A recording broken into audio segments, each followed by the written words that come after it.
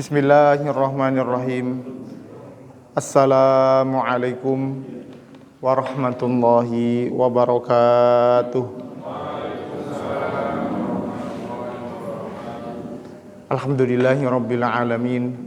Wa bihi nasta'inu ala umuri dunya waddin. Asyhadu an la ilaha illallah wahdahu la syarikalah. Wa asyhadu anna sayyidana Muhammadan abduhu wa rasuluh.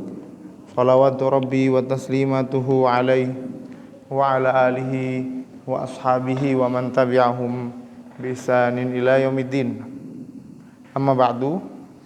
Ikhwani fiddin rahimani wa rahimakumullah.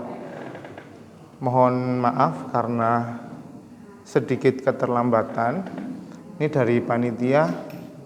Kita nanti sholat isya jam pinten Mas? 7:30 ngoten nggih. Mundur dikit enggak apa-apa. Nggih. Alhamdulillah.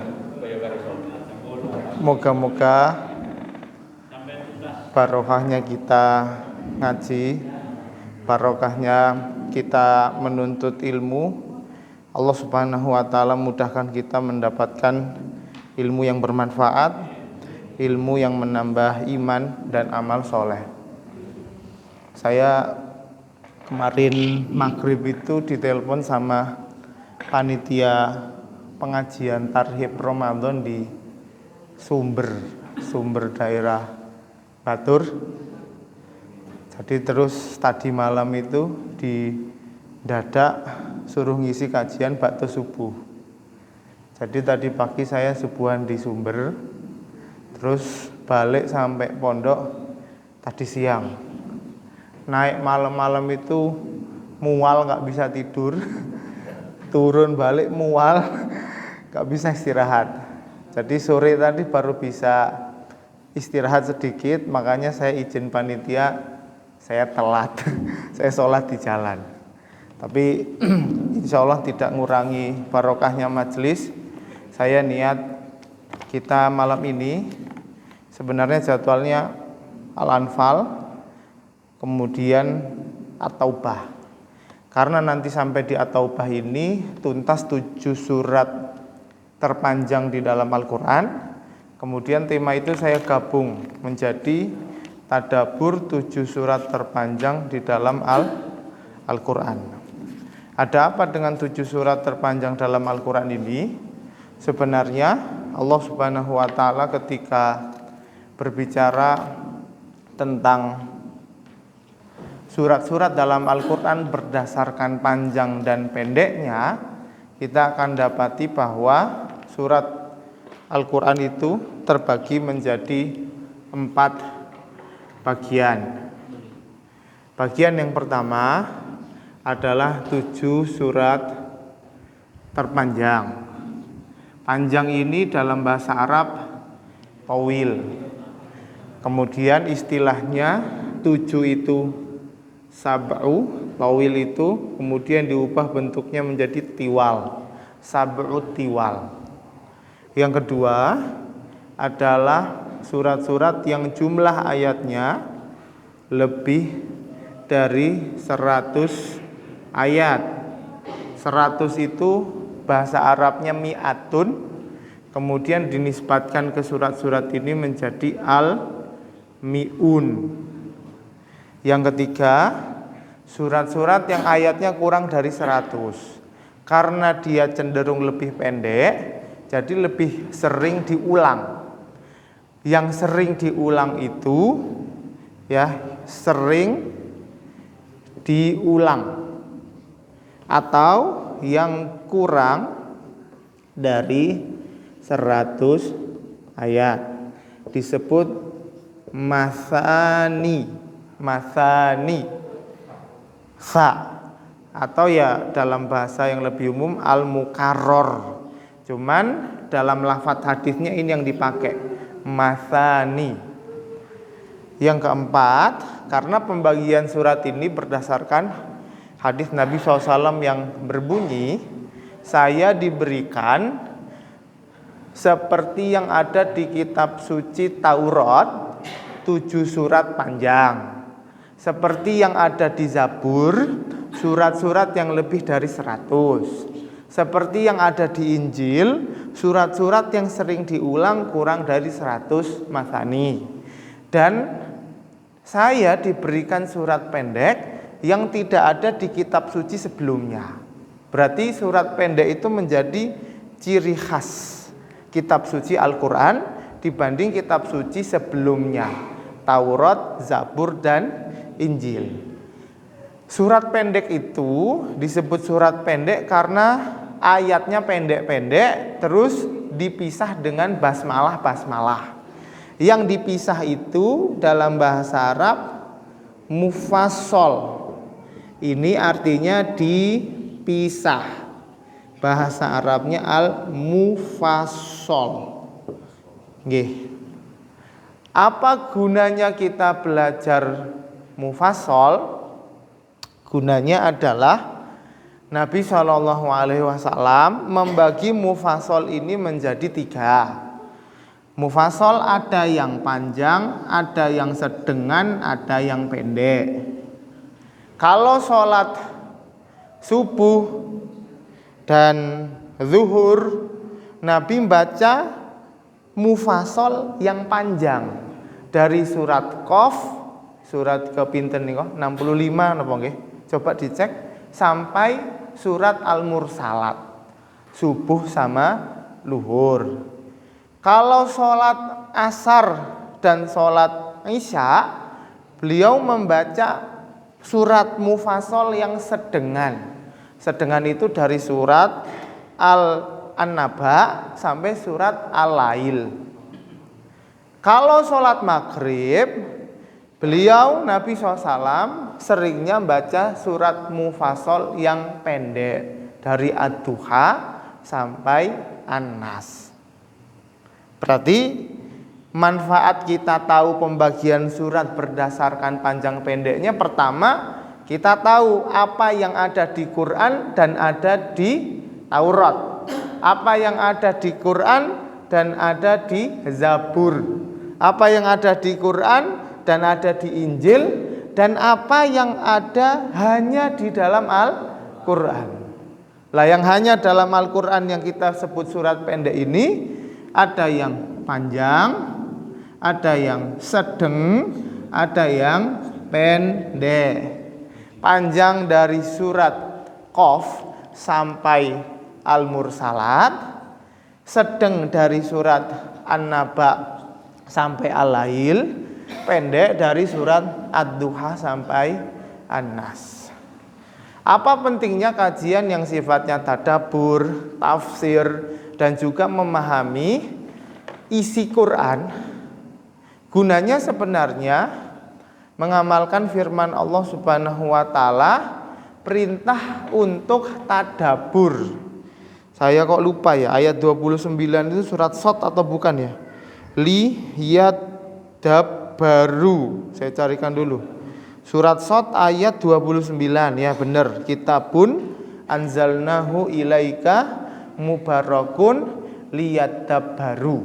Al-Quran ini turun bukan hanya untuk dibaca.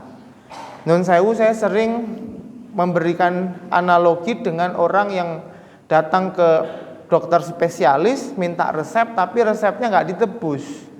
Jadi setelah dapat resepnya dikhatamke bola bali. Wis sangat apal, ngelotok. Sudah mbok baca berapa kali itu resepnya? Wis ping 100. Wah, wampuh ya. Lah gimana, sudah sembuh belum? Belum. Lah gimana mau sembuh karena belum diambil obatnya. Itu seperti kita saat baca Quran tapi nggak mau ngambil obatnya, nggak mau paham isinya, nggak mau praktek. Sehingga harapannya majelis taklim seperti ini ya, kalau dari saya pribadi memang ada misi, yaitu upgrade. Yang awalnya kita kalau Ramadan sebelumnya itu cuman pamer wes khatam piro, sekarang sudah bukan cuman baca, tapi kita upgrade menjadi paham. Wes paham piro. Yang nantinya dari paham ini harapannya bisa amal. Wes ngamalke piro. Dan seperti itulah para sahabat ketika diceritakan mereka tidaklah mempelajari 10 ayat menambah ayat berikutnya kecuali paham maknanya, praktek amalnya. Kalau kita baca biografi Yai Ahmad Dahlan yang tafsirnya cuman Al-Ma'un, terus jemaatnya protes, Pak Yai kenapa kok tafsirnya Al-Ma'un terus? Ya Pak Yai yang jawab kan ya enteng. Lah wis mbok ngamalke piro saka Al-Ma'un. Kalau belum diamalkan gak usah nambah. Gitu. Jadi kan memang dari zaman sahabat, kiai-kiai tempat kita memang menganjurkan untuk seperti itu. Hari ini berkembangnya media sosial, informasi dan komunikasi yang begitu pesat, hal ini kadang luput. Misalkan tren kita ngapal Quran. Jadi anak kita tuntut untuk ayo lendang, oke-okean hafalan. Padahal dulu enggak. Dulu itu motivasinya ayo yuk banyak-banyakan paham, ayo banyak-banyakan praktek. Bukan berarti ngapal ke Quran ra ono manfaatnya nggih. Bukan berarti tidak ada manfaatnya, bukan. Tapi kita mau mengupgrade yang kalau sebelumnya salah paham, dikirane apal Quran tok itu sudah paling top gitu loh. Ternyata kamu ngapal Quran kok pacaran. Kamu hafal Quran kok kon jamaah wae kok angel. Kamu hafal Quran kon muadzin suruh ngimami kok enggak mau. Lah kamu itu ngapal Quran buat apa? Kan gitu. Karena ternyata dalam niat kita belajar itu ada yang miss. Oh, dulu memang ngapal Quran cuma mau ngambil beasiswa kedokteran. Sudah dapat beasiswa ya sudah kan. Qurannya simpen.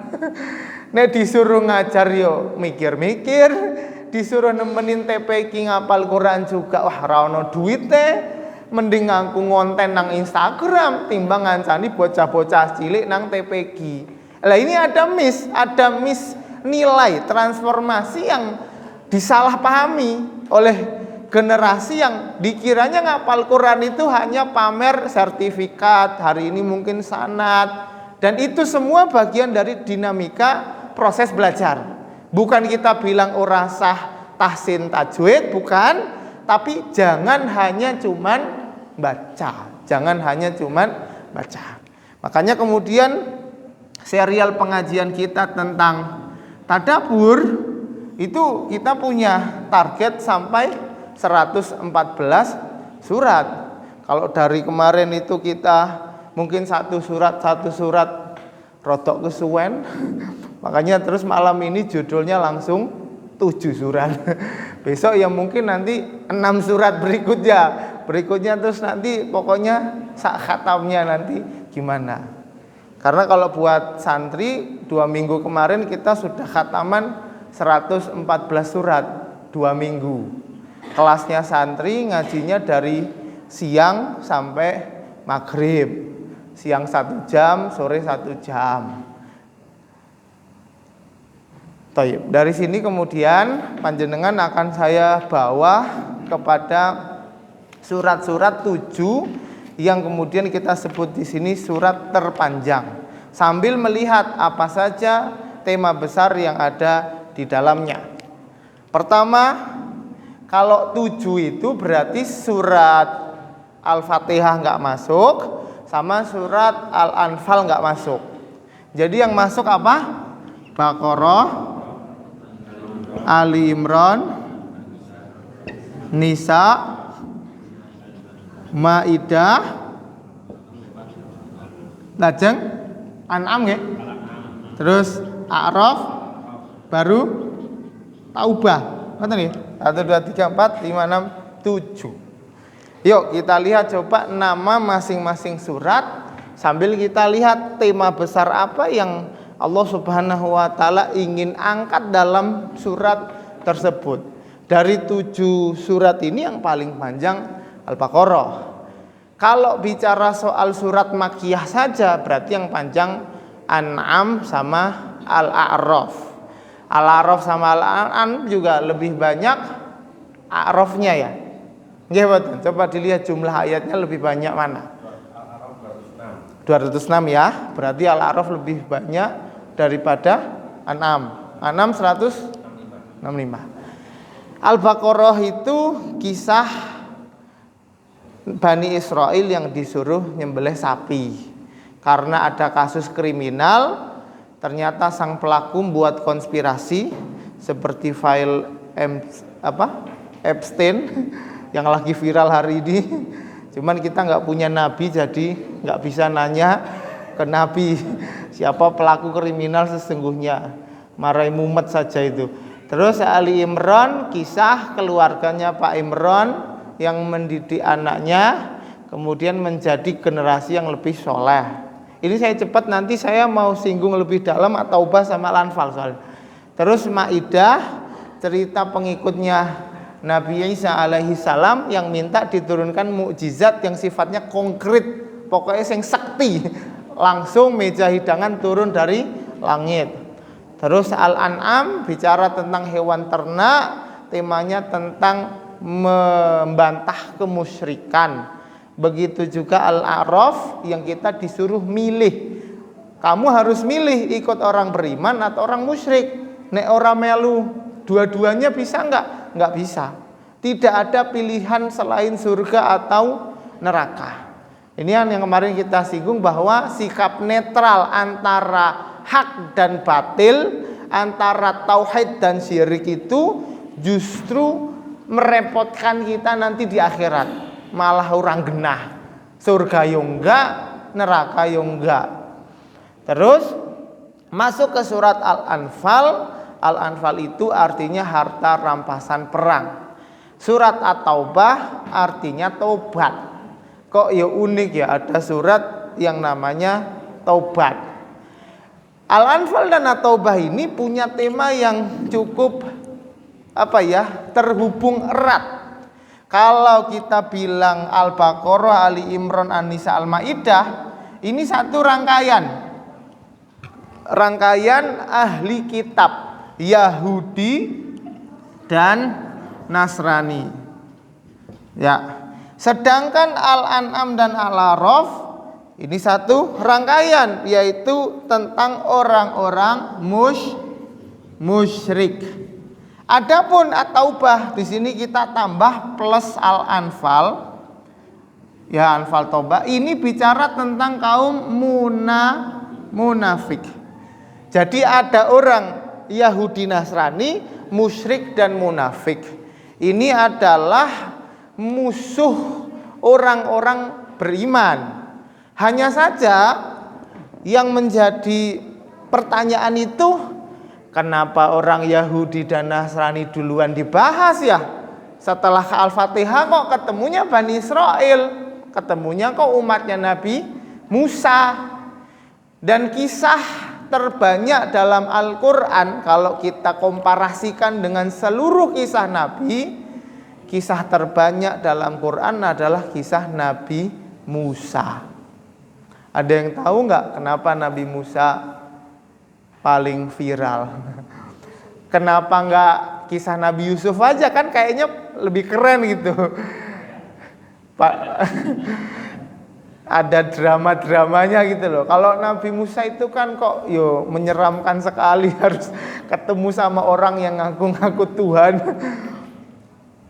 Jawabannya karena Nabi Musa dan Nabi Muhammad SAW itu kurang lebih punya riwayat hidup yang cukup mirip. Dari ketika Nabi Musa alaihissalam itu pernah diuber-uber sama Firaun, akhirnya kabur dari Mesir ke Madian, yang terus DPO diuber-uber mau dibunuh, malah ketemu jodohnya di sana gitu loh. Ya seperti itu, kadang itu musibah mendatangkan jodoh gitu loh. Malah ketemu jodoh pas dapat musibah. Dari Mesir ke Madian. Nabi Muhammad SAW itu juga ada fase hidupnya terusir dari Mekah, harus hijrah ke Madinah. Mesir, Madian, Mekah, Madinah itu nama-nama tempat yang semuanya diawali dengan huruf mim. Cocok logi ini memang. Memang cocok logi. Enggak, para ulama ketika tadabur, saya kasih panjenengan kunci biar bisa cocok logi juga. Yang namanya tadabur itu bagian dari proses kita ingin kepo isi Quran apa? Tadabur. Apa yang perlu kita lakukan dalam tadabur? Satu, bercermin. Maksudnya bercermin itu apa? Di Quran katanya kok begini, saya sudah begitu belum ya? Di Quran nggak boleh begini, saya apa melakukan itu ya? Bercermin. Yang kedua adalah merenung. Jadi kita mikirkan, oh di Quran kok ngomongin ini ya, di Quran kok di mana-mana. Di sini ketemu Nabi Musa, di sini ketemu Firaun, di sana ketemu Bani Israel, kuwi meneh. Terus kita renungin, kenapa ya? Itu bagian dari tadabur. Juga yang ketiga, tadabur itu dengan cara interaksi. Interaksi hari ini dalam media sosial kan kita bilang engagement ya. Ada like, subscribe, follow, share, komen, save. Itu interaksi. Nabi SAW menurut cerita Hudzaifah radhiyallahu taala anhu, pernah Nabi sholat sunnah bar Fatihah kok mocone alif lam mim dalikal kitabul la raiba fi Al-Baqarah ya. Hudzaifah ikut sholat. Oh yo paling kok ayat 100 terus ruku. Bar 100 kok bablas. Oh engko paling rampung Baqarah ya ruku. Bar Al-Baqarah kok An-Nisa. Waduh. Oh paling ya bar Nisa ya rampung ruku. Bar An-Nisa kok Ali Imran. Wah repot iki. Hudzaifah cerita, Nabi SAW itu waktu membaca surat-surat panjang itu, beliau melakukan engagement. Ketemu ayat tasbih, beliau subhanallah. Ketemu ayat doa, beliau berdoa. Ketemu ayat istighfar, beliau astaghfirullah. Jadi ada interaksi, itu bagian dari tadabbur. Kembali ke nomor 2, merenung. Kenapa kisah Nabi Musa lebih banyak daripada Nabi yang lain? Ternyata relate sama Nabi SAW yang nerima wahyu. Tadi ketika kabur ke Madian, ketemu calon mertua ditawarin, mau nggak kamu tak nikahkan salah satu putriku? Nggak punya duit, sama mertua dibantu. Ya udah kamu garap sawah 8 tahun, kalau mau digenepi tambah 2 tahun 10 tahun ya monggo, tapi janjinya hanya 8 tahun. Nabi SAW Nabi Musa alaihissalam akhirnya berapa tahun garap sawahnya? 10 akhirnya digenepin 10 sebagai bentuk ihsan. Kalau Nabi Muhammad SAW di Madinah 8 tahun ada kejadian apa? Fatu Mekah. Jadi Nabi di Madinah itu 8 tahun, Mekah udah bebas. Terus Allah kasih tambah rezeki, tambah 2 tahun, genep 10 tahun. Jadi 10 tahunnya Nabi Musa di Madian, itu kayak 10 tahunnya Nabi Muhammad SAW di Madinah. Rintangan yang dihadapi Nabi Musa, siapa sih umatnya Nabi Musa? Bani Israel, orang kulit putih. Pemimpinnya siapa? Firaun, bangsa Koptik, orang kulit hitam. Firaun itu rasis sekali. Sing kulit putih dipateni. Yang lahir laki-laki takut kerajaannya diganggu, dibunuh. Yang perempuan nggak apa-apa, hidup. Rasis sekali. Islam itu kemudian mengajarkan toleransi, bahkan toleransi yang dikonstitusikan. Luar biasa. Nabi SAW kemudian Allah Subhanahu wa ta'ala takdirkan musuh terbesarnya adalah Bani Israel, yaitu orang-orang Yahudi. Sampai hari ini alhamdulillah kita hidup dan menyaksikan itu sebagai sebuah realita. Iya ya. Ya kalau Quran langsung ketemu surat An'am Al-A'raf mungkin kurang begitu relate ya. Karena kan yang perang sama orang-orang Gaza hari ini bukan orang musyrik, tapi orang Yahudi, keturunan Bani Israel. Jadi itu akan menjadi musuh sampai nanti hari kiamat, dalam artian musuh yang paling merepotkan. Sebagaimana Nabi Musa juga direpotkan oleh Bani Israel. Baru aja diselamatkan dari kejaran Fir'aun, laut terbelah, selamat. Habis itu kemudian mereka minta dibuatkan berhala. Baru aja selamat, ditolong Allah, disuruh tauhid malah minta berhala. Tapi ya Nabi Musa ya sangat penyayang. Makanya Nabi SAW juga meniru ya umatnya sing potongan-potongan Abu Sufyan itu ya wis ora apa-apa lah. Karena kan ternyata Masya Allah ya, Fatu Mekah Abu Sufyan masuk Islam. Jadi kita ada di ajaran dimana bahkan sama orang kafir pun, walaupun sikap kita ora seneng karena kafirnya, ning atine tetep wah piye carane men kono yuk itu hidayah. Kalau kita kan alhamdulillah tidak sampai saling membunuh lah. Kita hidup dalam kondisi yang cenderung lebih aman, bukan medan perang. Nabi SAW dan para sahabat itu sampai ketemu di medan perang, tapi hatinya tetap disetting, moga-moga tetap dapat hidayah. Kita keliru ngaku-ngaku mengikuti sunnah, jangankan sama orang kafir, sama tetangga wae. Karena masalah sedikit sepele aja hati kita settingannya kaya ndelok wong kekal di neraka gitu. Guys, itu susah memang. Yang saya yang ngomong pun susah, praktek itu susah. Kita proporsional secara sikap, kita anggap ini orang kafir tidak lebih mulia dari orang beriman, tapi settingan hati kita tetap nganggap ini orang tetap berhak dapat hidayah. Itu kan angel banget. Ya mungkin ribut-ributnya kita di luar, tapi tahajud malam kita, ya Allah moga-moga Pak Kai sing urung nang masjid dapat hidayah. Moga-moga ibu Kai sing urung tertib nutup aurat dapat hidayah. Moga-moga bapak Kai sing hartanya masih syubhat diberikan jalan rezeki barokah lan halal. Ada loh bab-bab kayak gitu, jalur langit. Jadi kita bahkan walaupun dalam keseharian tidak setuju, ngajak kebaikan dan orang itu belum dapat hidayah, ya kita pakai ordal lah. Jalur langit langsung, ya Allah tolong orang ini, saya senang sama dia, mau dapat hidayah seperti saya juga menikmati hidayah. Ketika kita lihat surat Al-Anfal dan At-Taubah, di situ ujian Nabi SAW dan para sahabat naik ke level yang lebih rumit. Yang sebelumnya itu musuhannya sama orang musyrik, nyembah berhala, syirik, wah kena musuh. Datang ke Madinah ketemu orang Yahudi yang tidak mau beriman, kadang konspirasi mau membunuh Nabi SAW, jelas musuhnya. Yang buat repot adalah orang-orang munafik, pura-pura. Makanya dalam keimanan kita itu dituntut untuk mengakui dan mau melakukan. Jadi ada yang namanya pengakuan dan ada yang namanya kemauan.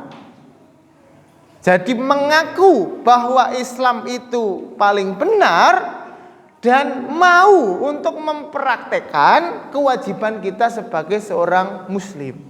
Kalau cuman mengaku Islam yo paling bener, tapi disuruh sholat, suruh ngaji, belajar rukun Islam, rukun iman, tidak begitu tertarik.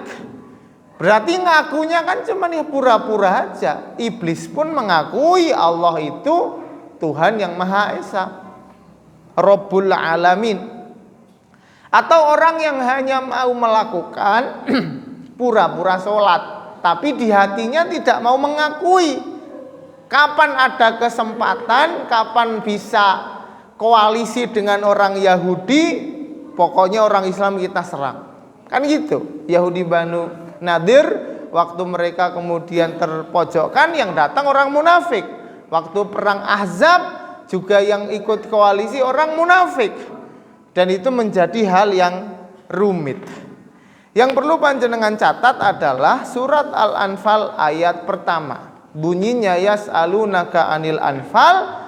Para sahabat selesai perang Badar nanya ke Nabi SAW, harta rampasan perang ini bagaimana cara baginya? Punya siapa? Allah jawab, kulil anfalu lillahi war rasul. Rasah kakean takon kuwi nggene Allah lan rasulnya. Sudah. Kenapa? Karena umat terdahulu kalau dapat harta rampasan perang hukumnya haram harta itu diambil. Wajib dikumpulkan, nanti turun api dari langit, kemudian harta itu musnah. Kata Nabi SAW, saya ini punya fadilah harta rampasan halal buat umat saya. Makanya kemudian para sahabat tanya, bagaimana cara membaginya? Cuman gara-gara urusane duit, Al-Anfal itu berapa ayat? 70 pinten? Ngapunten. Al-Anfal itu ada 75 ayat. Ayat pertama para sahabat tanya bagaimana cara membagi Al-Anfal, harta rampasan perang. Sama Allah Subhanahu wa taala baru dijawab ayat 41. Jadi memang urusan duit kuwi dawa pancen. Memang dawa. Sing biasane ora tau ketok, perkara duit kok jedul kabeh. Itu. Kemarin waktu perang Badar dijak Nabi SAW untuk nyegat kafilah dagang Abu Sufyan, do gah-gahan. Tapi giliran dapat harta rampasan perang, langsung semuanya mengaku berjasa. Ada 3 kelompok. Satu yang melindungi Nabi, kalau bukan kami yang jaga, coba jal. Piye, Nabi diserang musuh, nggak menang kita. Kelompok kedua, saya yang nguber-nguber orang kafir lah. Kalau mereka nggak tak uber, gimana coba? Kelompok ketiga, mereka yang ngelumpuke hartane. Nera tak lumpuke piye jal. Semua merasa berjasa. Makanya di surat Al-Mudaththir awal-awal Nabi berdakwah itu Allah berfirman wala tamnun tastakthir. Jangan kamu itu beramal mengharap jasa. Rumongso aku wis ngene wis ngono kok ora itu apa-apa. Loh, lah emang amalmu buat apa? Ya apa cuman buat harta dunia? Apa cuman buat imbalan sebatas materi? Kalau pahala itu tentu abadi di sisi Allah. Makanya 40 ayat itu di ayat pertama langsung dijawab fattaqullaha wa aslihu dzata bainikum. Nah itu nek cara kita sih agak kasar sih memang. Ibarat kita punya anak habis lomba juara 1. Terus anaknya tanya, "Bapak, Ibu, hadiahnya apa kalau juara 1?" Terus kita bilang, hadiah kono sinau meneh gitu loh. Harta rampasan kono bertakwa meneh gitu loh. Karena ternyata harta rampasan itu tidak lebih berharga daripada 2 hal. Fattaqullaha wa aslihu dzata bainikum. Takwa dan ukhuwah. Dan ukhuwah itu cerminan orang bertakwa. Orang bertakwa kok kuabeh disikut itu ya keliru juga. Itu takwanya dari sisi apa saya nggak tahu. Kok ya bisa bertakwa kepada Allah yang menyuruh untuk wa'tasimu bihablillah kuntum khaira ummah. Tapi tiap kali ketemu orang sesama iman kok semuanya nggak ada yang selamat dari rasan-rasannya. Itu takwanya di sisi apa nggak tahu. Ya mungkin sisi KTP ya mungkin. Tapi praktek jauh nggak gitu. Jadi takwa dan ukhuwah ini ora kena dituku. Kita mau bayar berapapun, kalau orang itu tidak Allah satukan ukhuwah Islamiyah, nggak akan ada yang mau sama kita. Jangan-jangan pegawai kita, orang-orang yang kerja sama kita, itu cuman mau duitnya kita tok. Mungkin nanti kalau kita sudah kere, mereka orang pertama yang gajuli kita mungkin. Karena saking sering dolimi. Kenapa kemudian baru dijawab ayat 41? Kalau kalian tanya Al-Anfal, cara baginya dibagi 5.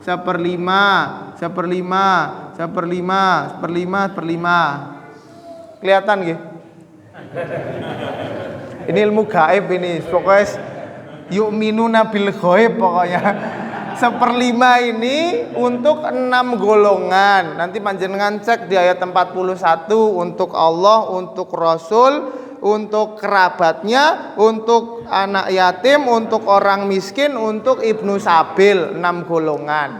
6 golongan itu jatahnya 1/5 tok buat 6 golongan. Nek zakat kan 8 golongan. Sisanya 4/5-nya dibagi kepada pasukan yang ikut perang yang sifatnya itu relawan. Kalau tentara resmi yang punya gaji rutin, tunjangan rutin, itu nggak dapat harta rampasan perang karena sudah terjamin, APBN sudah teralokasikan, wis makmur. Lah relawan-relawan itu untuk kemudian napa nggih mungkinlah carane menghargai napa jerih payah mereka, bahkan untuk dandan-dandan mungkin senjata dan kendaraan yang mereka bawa. Kata Nabi SAW, yang bawa kendaraan dapat 2 bagian, yang jalan kaki dapat 1 bagian. Kenapa? Karena yang bawa kendaraan kan butuh maintenance, butuh mungkin resiko kan, kalau bawa perang bisa jadi nggak balik kendaraannya. Lah kalau mereka menang butuh dikasih untuk kendaraannya. Detail memang pembahasannya ini masuk ke fikih. Nah, itu ya nanti monggo lah silakan panjenengan kaji dalam ilmu fikih. Tapi yang mau saya singgung adalah kenapa 75 ayat itu Allah Subhanahu wa taala jawabnya setelah 40 ayat nerangkan kalian itu mbok yo bertakwa, mbok yo jaga ukhuwah, apa gak kelingan kemarin diajak keluar yo gah-gahan. Terus wama romaita id romaita walakinallaha roma, bukan kalian yang bunuh, bukan kalian yang manah, bukan kalian yang menang. Karena hitung-hitungan logikanya ka'annama yusakuna ilal mauti wahum yang durun, kayak setor nyawa mesti kalah. Oh, kaum muslimin hanya 313 lawan Abu Jahal 1000. Cuman bawa 1 ekor kuda, mereka bawa 300 kuda perang. Itu yang menangnya dari mana gitu. Karena kemudian sudah terprediksi pasti kalah, Nabi ditaruh paling belakang untuk evakuasi kalau darurat. Padahal kalau komandan biasanya ditaruh paling depan. Ternyata Allah takdirkan menang. Bar menang kok yas'alunaka anil anfal. Kita punya acara, kita sengkuyung bareng, wah koyoke ora iso. Bismillah, la haula wala quwata illa billah. Ternyata sukses semuanya mendapatkan sum'ahnya. Habis itu kok kemana-mana pamer, wah wingi nek ranyong bantu kae ora bakal iso kae. Enggak mungkin kalau misalnya enggak dibantu ini dibantu. Enggak, semuanya hadza min fadli Robbi. Seperti Nabi Sulaiman saat dikasih kekuasaan, tentaranya bukan cuma menungso tok, hewan dan jin pun jadi pasukannya. Hadza min fadli Robbi. Ya manusia akhirnya nggak punya alasan untuk sombong. Mau sombong apa gitu. Adanya kita hanya bisa bersyukur liyabluwani sebagai bentuk ujian dari Allah. Dapat nikmat itu ya ujian, dapat musibah ya ujian. Itu Al-Anfal. Surat At-Taubah, loh, ini kok sudah 1927, keliru ya. Saya singgung At-Taubah sedikit saja. Surat At-Taubah itu seperti namanya yaitu taubat. Siapa yang Allah Subhanahu wa taala suruh taubat di surat ini? Jawabannya bukan hanya orang munafik, enggak. Di surat ini panjenengan akan dapati yang disuruh taubat itu semua pihak. Orang musyrik suruh taubat, munafik suruh taubat, Kanjeng Nabi Muhammad SAW suruh taubat, para sahabat suruh taubat. Bahkan orang munafik tentu ya disuruh taubat ya, tentu. Bahkan ada 3 orang yang mereka ini disebut wa ala salasatil ladzina khulifu, Ka'ab, Murrah sama Hilal, gara-gara pura-pura izin gak ikut perang Tabuk. Akhirnya kan dapat hukuman 30 tambah 10 40 hari nggak diajak omongan. Tapi taubatnya diterima dengan syarat tidak mengulangi, tidak meneruskan, meninggalkan ya, menyesali dan bertekad untuk tidak mengulang. Syarat taubat. Termasuk orang-orang yang dapat hukuman, misalkan ada pelaku kriminal membunuh, waliyadzubillah. Dalam syariat balasannya kisos, dibunuh.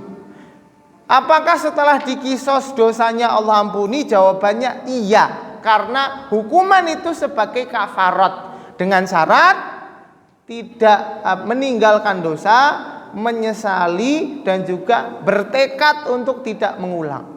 Kalau dia dihukum mati tapi kemudian masih punya rencana, engkau nih aku selamat tak balas dendam, atau saat dihukum tidak ada rasa penyesalan, taubatnya tidak sah. Ngoten nggih? Ini surat At-Taubah. Termasuk kemudian salah satu dari 7 surat terpanjang di dalam Al-Qur'an.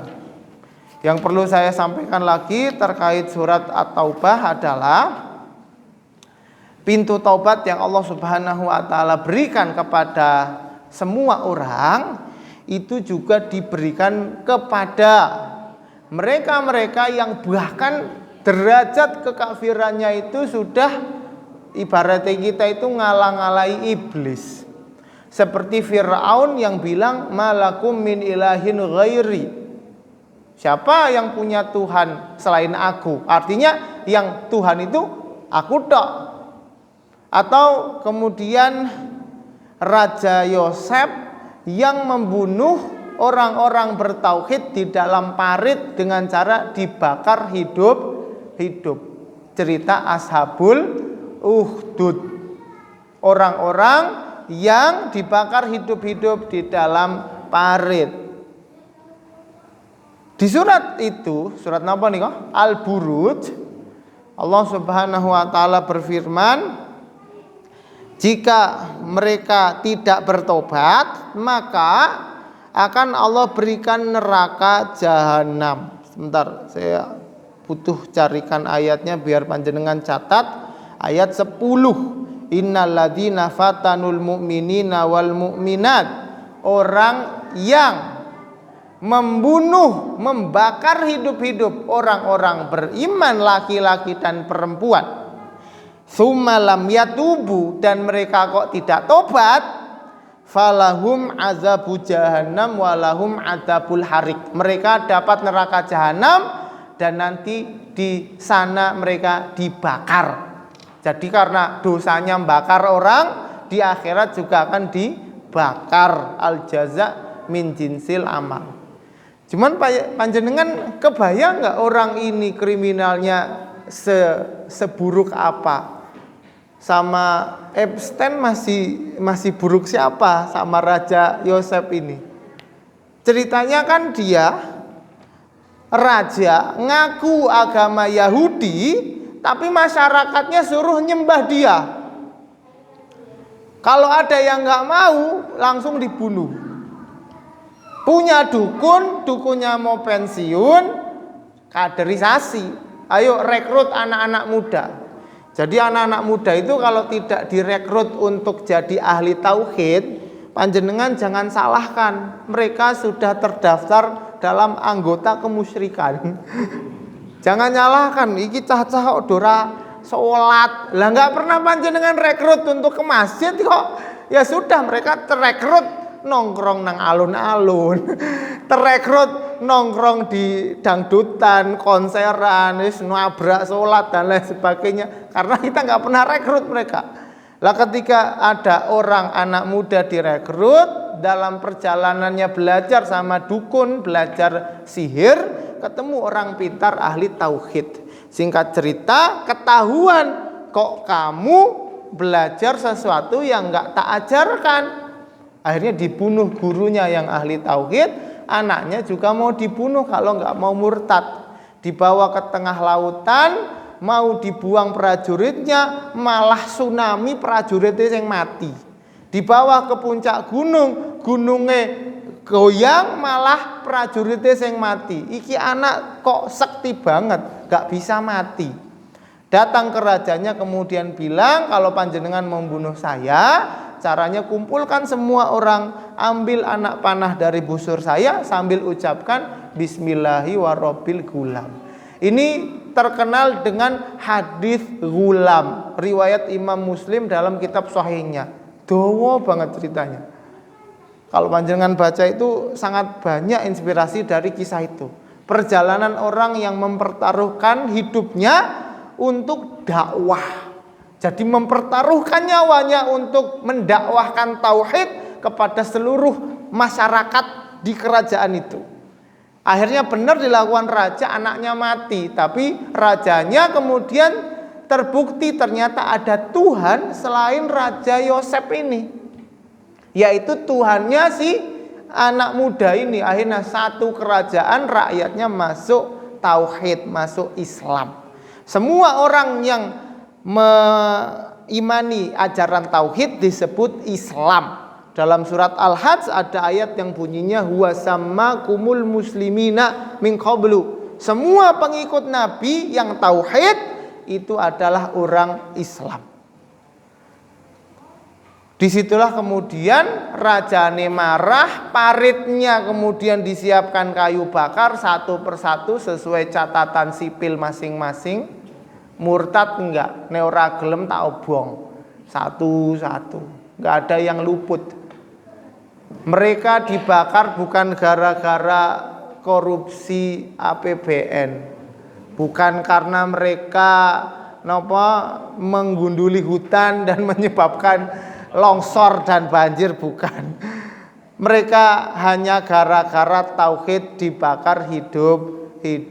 Makanya para sahabat dulu waktu sambat sama Kanjeng Nabi SAW, ya Rasulullah kok kita melas banget nggih, mbok jenengan langsung nyuwun kalih Gusti Allah kita ayem tentrem mapan gitu loh. Kata Nabi SAW, kok kesusu ngopo? Walakinnakum qaumun tastajilun. Kalian itu ora sabar, kesusu. Orang dulu dibakar hidup-hidup, dikubur hidup-hidup dan seterusnya. Dan itu nyata ya. Fakta, bukan cerita fiktif. Ada kasus di mana ibu yang bawa bayi ketika mau nyemplung dia ragu-ragu. Wah, mati pora yo, mati apa murtad yo?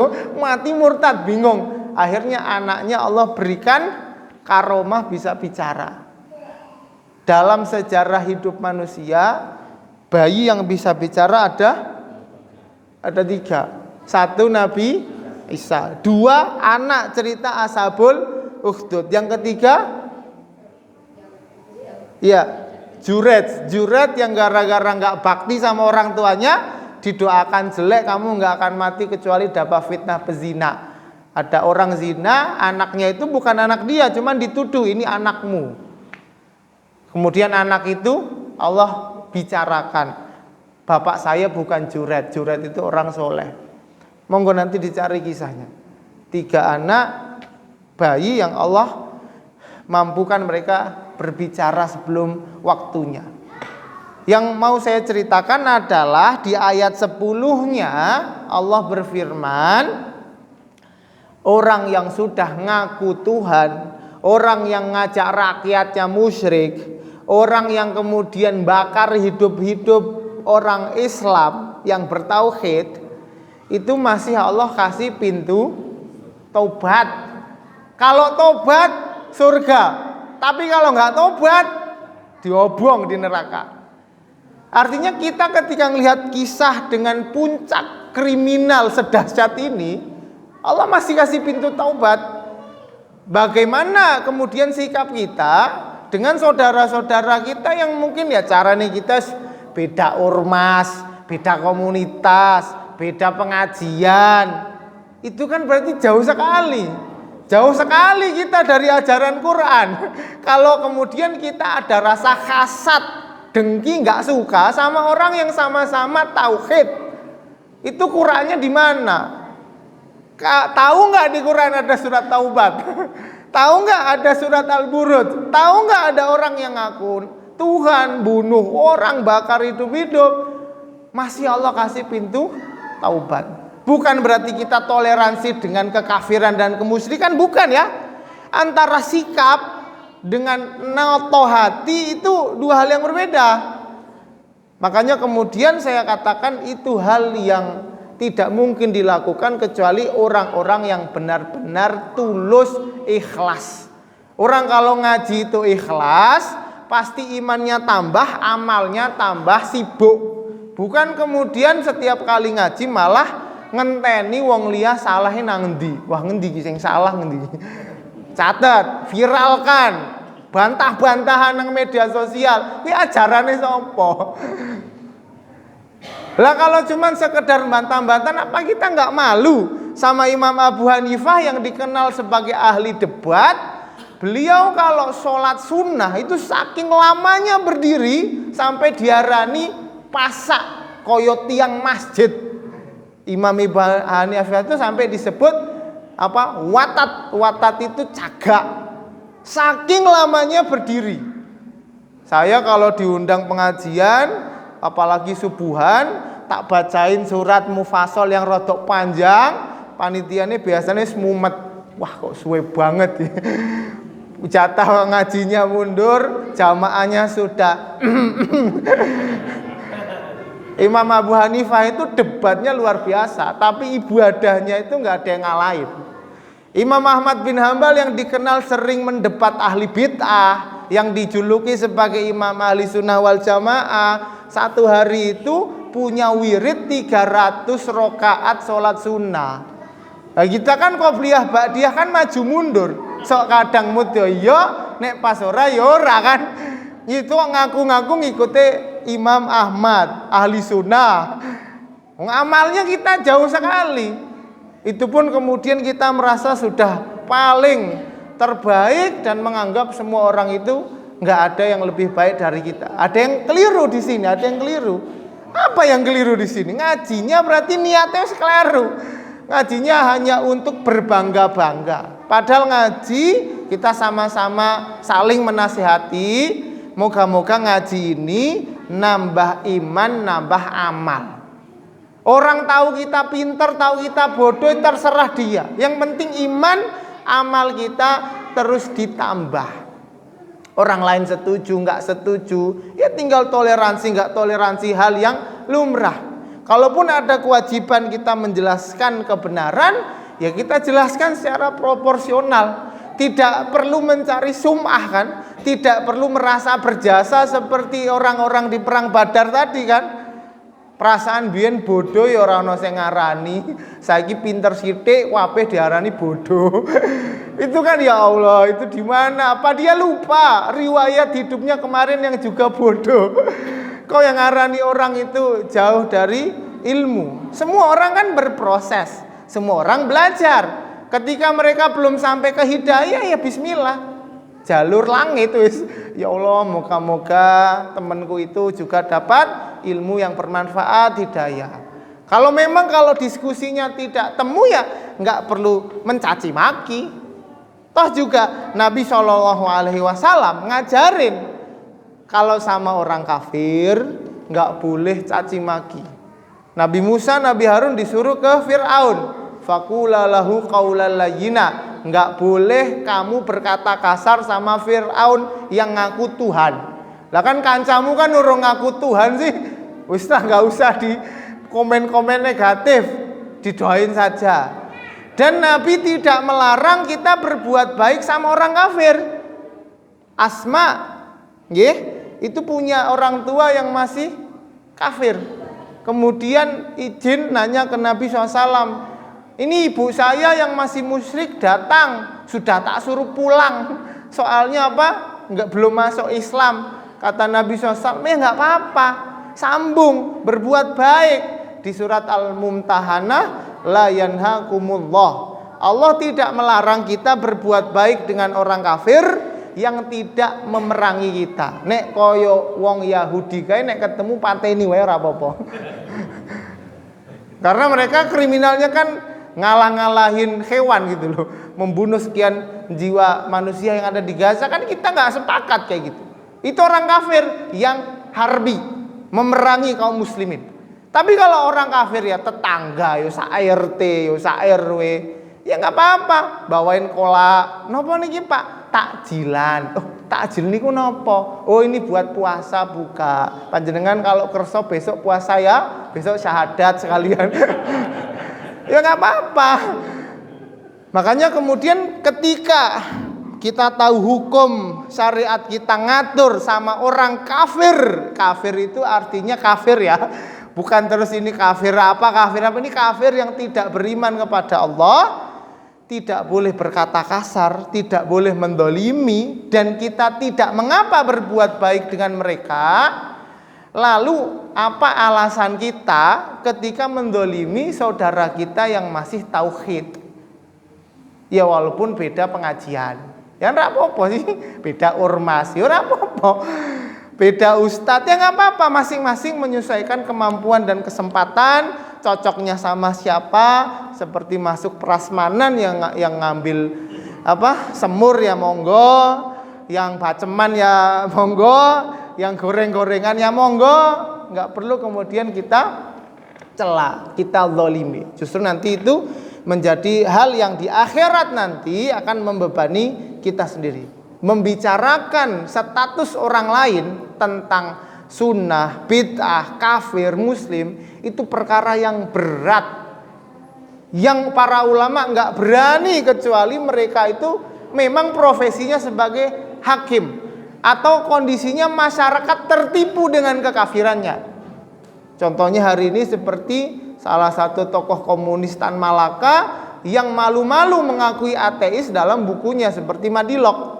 Yaitu kita terangkan, pemahaman seperti ini adalah pemahaman mulhid, munafik, mengingkari rukun iman, mengingkari alam gaib, bahkan menganggap itu menjadi penyebab Indonesia terbelakang ketinggalan zaman.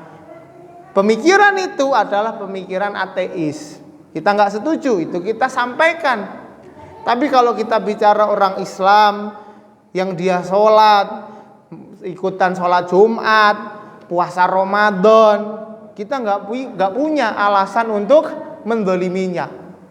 Haramun alaikum amwalakum wa dima'akum wa aradakum. Hartanya haram, darahnya haram, kehormatannya haram. Semuanya Allah lindungi. Nggak boleh ngambil hartanya, nggak boleh membunuh orangnya, nggak boleh dihina-hina, nggak boleh. Semoga Allah Subhanahu wa taala bimbing kita untuk selalu dapatkan jalan yang lurus, nggih. Innallaha rabbi wa rabbukum. Allah Subhanahu wa taala itu adalah Tuhan kita semua. Fa'buduh. Kesibukan kita di dunia adalah sibuk ngibadah kepada Allah. Hadza siratum mustaqim, itulah jalan yang lurus. Kalau ada orang ibadah tapi sibuk ngomong ke orang lain, saya kira itu ada hal yang beliau tidak pahami dalam syariat ini. Masing-masing akan menghadap Allah sendiri-sendiri, mempertanggungjawabkan amal ibadahnya. Nas'alullah subhanahu wa ta'ala an yamunna alaina bi ilmin nafi' wal amali shalih wa an yarzuqana al ikhlas wa fil qawli wal amal. Ya Allah, berikanlah kami ilmu yang bermanfaat, ikhlas dalam beramal, dan juga istiqomah dalam memegang syariat-syariat-Mu. Allahumma inna nas'aluka ilman nafi'an wa rizqan wasi'an wa shifaan min kulli da'in. Allahumma inna na'udzubika min ilmin la yanfa' wa min qalbin la yakhsha' wa min 'ainin la tadma' wa min da'watin la yustajabu laha. Allahumma inna na'udzubika min an nusyrika bika syai'an na'lamuhu wa nastaghfiruka lima la na'lamuh. Ya Allah, kami memohon ampun atas semua dosa, maksiat, kesyirikan bahkan yang kami lakukan tahu atau tidak tahu. Allahumma inna na'udzubika min an nusyrika bika syai'an na'lamuhu wa nastaghfiruka lima la na'lamuh wa lima la na'lamuh. Allahumma rabbana zalamna anfusana wa illam taghfir lana wa tarhamna lanakunanna minal khasirin. Rabbana ighfir lana wali walidina warhamhum kama rabbawna shighara. Ya Allah, ampuni dosa kami, dosa orang tua kami, wali masyayikhina wali asatidatina wali ashabil huquqi alaina, semua orang yang pernah berjasa dalam hidup kami. Ya Allah, ampuni dosa mereka, angkat derajat mereka, kumpulkan mereka dengan orang-orang soleh. Rabbana hab lana min azwajina wa dzurriyyatina qurrata a'yun waj'alna lil muttaqina imama. Ya Allah, untuk anak turunan kami, moga-moga 7 turunan semuanya sehat walafiat, semoga semuanya makmur, pinter, iman Islam istiqomah. Allah kumpulkan kembali dalam surganya yang abadi. Alladzina amanu wattaba'tuhum dzurriyyatuhum biiman alhaqna bihim dzurriyyatahum wama alatnahum min amalihim min syai'. Rabbana ighfir lana wa liwalidina warhamhum kama rabbawna shighara. Allahumma ighfir lana wa li ikhwanina alladzina sabaquna bil iman. Ya Allah, ampuni dosa kami, seluruh kaum muslimin yang pernah berbuat dosa. Rabbana ighfir lana wa li ikhwanina alladzina sabaquna bil iman wa la taj'al fi qulubina ghillan lil ladzina amanu. Ya Allah, jangan jadikan hati kami gampang dengki terhadap saudara kami sendiri. Wala taj'al fi qulubina ghillal lil ladzina amanu rabbana innaka raufur rahim. Allahumma arfa'anna al-waba'a wal bala'a waz zalazila wal mihana wal fitan ma dhahara minha wa ma batana min baladina hadza khassah wa min sa'iri biladil muslimin. Ya Allah, untuk negara kami, pejabat-pejabat kami, tokoh-tokoh alim ulama, moga-moga Engkau kuatkan mengemban amanah, tetap istiqomah, jujur, adil, amanat menjalankan tanggung jawabnya. Allahumma ja'al hadzal balada Indonesia aminan mutmainnan sakhaan raghadan wa sabir rabbil muslimin. Rabbana 'alaika tawakkalna wa ilaika anabna wa ilaikal masir. Rabbana atina fid dunya hasanah wa fil akhirati hasanah wa qina adzabannar. Wa sallallahu wa sallama ala nabiyyina Muhammadin wa ala alihi wa sahbihi ajma'in. Walhamdulillahi rabbil alamin. Kalau ada yang kurang berkenan saya mohon maaf. Akhirul kalam. Wassalamualaikum warahmatullahi wabarakatuh.